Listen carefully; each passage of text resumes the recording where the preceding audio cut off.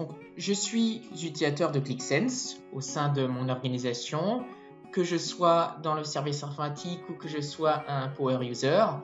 Et je sais que ClickSense donc, est en production puisqu'il y a déjà des applications qui ont été développées, des tâches de rechargement qui tournent, etc. Bref, ClickSense tourne et fonctionne parfaitement. Néanmoins, je souhaite, en plus de ce fonctionnement en mode SaaS, en mode Enterprise, disposer en local, donc d'un client lourd qui est séparé en fait de la version Enterprise. Je peux mettre en place ce qu'on appelle ClickSense Desktop. Donc ClickSense Desktop est un client lourd qui va néanmoins, à partir de la version de juin, nécessiter la version Enterprise pour pouvoir se connecter, puisqu'il y a une petite passerelle en fait à utiliser. Mais en fait, mes applications vont rester en local et je vais pouvoir effectuer de cette manière des tests ou des développements de mon côté. Pour l'installer, je vais accéder à l'adresse suivante, donc us-d.demo.click.com/download. Donc en y accédant, si je ne suis pas encore connecté, donc je me connecte, et si je n'ai pas encore de compte, je vais créer un compte. Une fois connecté, en fait, je vais arriver donc sur le portail sur lequel je vais pouvoir télécharger les différents produits de Click, donc que ce soit des produits QDA ou des produits QDI, et je vais notamment trouver ici ClickSense. Donc pour avoir la version desktop, eh bien en product, je vais prendre ici ClickSense Desktop, accepter donc la licence d'agrément, lui dire que je veux du français, et puis après évidemment j'ai toutes les différentes versions et les différents types de fichiers. Donc en l'occurrence, moi ce que je veux, ce sont des programmes d'installation et que je veux la dernière version, à savoir celle de juin. Bien évidemment, quand la nouvelle version de septembre sera mise en place, je vais la retrouver ici. Et s'il y a des patchs, c'est également ici que je vais les trouver. Donc là en l'occurrence, je vois que sur la version de juin, eh bien, il y a la version initiale. Il y a un patch 1, patch 2 et un patch 3. En l'occurrence, je peux tout de suite prendre le troisième patch. Donc, je vais cliquer ici et dans mes téléchargements, je vais ici aller l'enregistrer. Donc, moi, en l'occurrence, ici, j'avais déjà un précédent setup. Je vais juste aller le remplacer et le laisser se télécharger. Donc, on le voit hein, en termes d'espace DIX, ça représente presque 1 giga comme exe. Donc, je vais juste le laisser se télécharger. Et après, je l'installerai. Donc, une fois que le produit a été téléchargé, je vais tout simplement l'exécuter. Donc, après, bien évidemment, je dois disposer des droits d'administration sur ma machine. Sinon, je vais être bloqué. Bon, en l'occurrence, je suis administrateur de ma machine. Je vais donc pouvoir installer. Donc, ici, c'est l'installation qui est très simple, très basique. Je n'ai pas besoin de faire d'installation customisée. L'installation standard est amplement suffisante.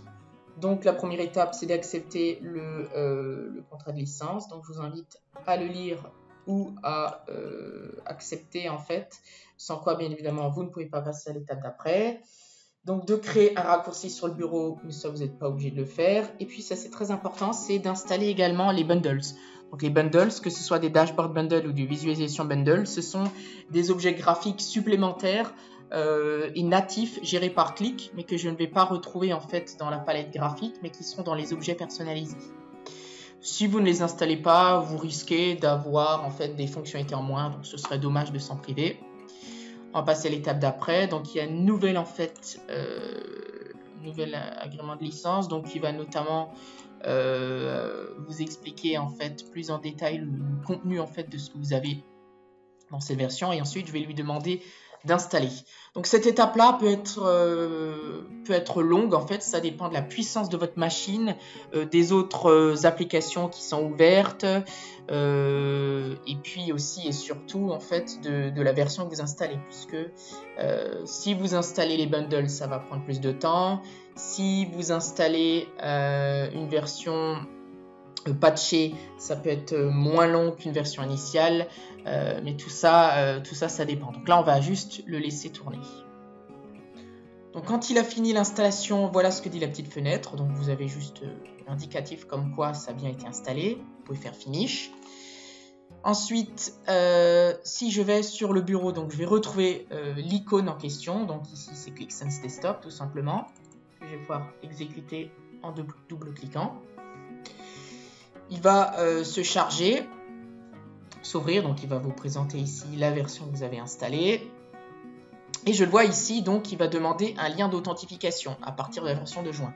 Là où avant cette étape était squeezée. Donc ici, je vais lui demander d'ajouter un lien d'authentification. Pour ce faire, en fait, donc là, il me juste des petites explications pour l'obtenir. Pour l'obtenir, c'est très simple. En fait, vous allez sur votre version Enterprise. Vous connectez. Et puis, vous allez avoir en haut à droite, en fait, sur les 3 petits points, quelque chose qui s'appelle authentification du client. Et quand vous allez cliquer dessus, il va vous proposer d'ouvrir ClickSense Browser. Ça correspond en fait à votre desktop. Et là, on voit cette fois-ci, il me propose un autre bouton à partir duquel je vais pouvoir me connecter comme si j'étais en version Enterprise. Donc, je mets les mêmes identifiants. Donc, je me connecte. Après, je peux éventuellement mémoriser le mot de passe. Ça, c'est un choix utilisateur libre à vous de le faire. Et je me connecte. Donc ensuite, je vais retrouver, une fois connecté, des applications. Alors, il faut savoir que par défaut, bien évidemment, c'est une nouvelle install. Ici, vous n'avez aucune application. Pourquoi moi j'en ai? Tout simplement parce qu'avant la réalisation de cette vidéo, j'ai désinstallé ClickSense pour pouvoir le réinstaller avec vous. Mais par défaut, en fait, vous avez dans le menu Documents, vous avez un répertoire ClickSense Apps dans laquelle vous avez déjà les QVF qui correspondent en fait aux applications que vous avez. Bien évidemment, quand vous désinstallez ClickSense, ce répertoire n'est pas détruit et toutes les applications que vous aviez déjà en fait sont conservées ici. Dans l'occurrence, là, quand j'ai réinstallé ClickSense, lui, il a retrouvé en fait le contenu et il m'a reproposé les applications ici.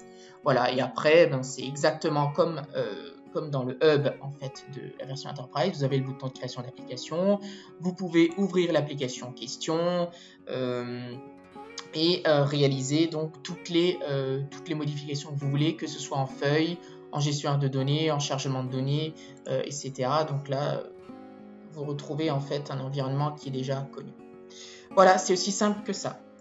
Je vous remercie de votre attention. Je vous laisse revenir vers nous si vous souhaitez davantage d'informations à ce sujet et vous invite bien évidemment à vous abonner donc à notre chaîne YouTube ainsi qu'à nos réseaux sociaux pour que vous puissiez profiter du contenu riche et fréquent qui arrive. Merci.